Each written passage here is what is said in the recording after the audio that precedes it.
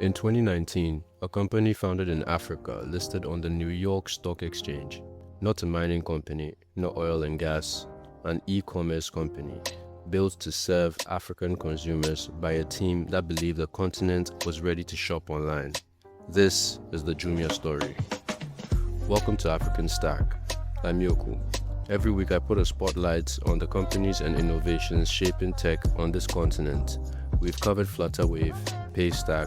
Today we're talking about Africa's most ambitious bet on e-commerce. It's 2012. Two former McKinsey consultants, Sacha Poignac and Jeremy Hodara, are looking at Africa and seeing something most people are missing. 500 million mobile phone users, a growing middle class, and almost nowhere to shop online. They launched Jumia out of Lagos, Nigeria, backed by Rocket Internet, the German startup factory known for cloning proven internet business models in emerging markets. The pitch was simple and enormous: be the Amazon of Africa. Within 2 years, Jumia had expanded to over 10 countries: Egypt, Morocco, Kenya, Ivory Coast, Ghana, Senegal. They weren't just selling products, they were building the infrastructure that didn't exist: warehouses, delivery networks, payment systems, trust between buyers and sellers who had never transacted online before. This was not a copy-paste job. Every market had different languages, different payment preferences, different logistics challenges. Jumia had to solve problems Amazon never faced. They built Jumia Pay, their own payment platform, because credit card penetration was too low to rely on. They built last-mile delivery networks because courier infrastructure was unreliable. They created seller training programs because most merchants had never sold online before. Jumia wasn't just an app, it was an ecosystem. Then came the moments that made headlines globally.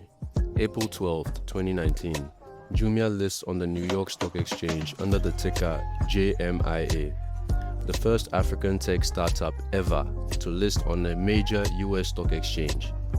The stock opens at $14 and within days hits $45, a 200% jump. Africa had arrived on Wall Street. It was a historic moment, proof that African tech companies could compete at the highest level of global capital markets. The years that followed were harder.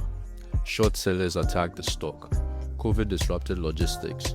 The company made painful decisions, exiting markets like Cameroon, Rwanda, and Tanzania to focus on its strongest performers. But Jumia adapted. They leaned into groceries, electronics, and fashion in their core markets.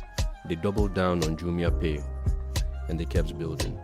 By 2023, Jumia was still operating across 11 African countries, serving millions of customers and tens of thousands of sellers who had built entire businesses on their platform. What Jumia proved is bigger than its stock price. It proved that African consumers want to shop online and will, given the right platform.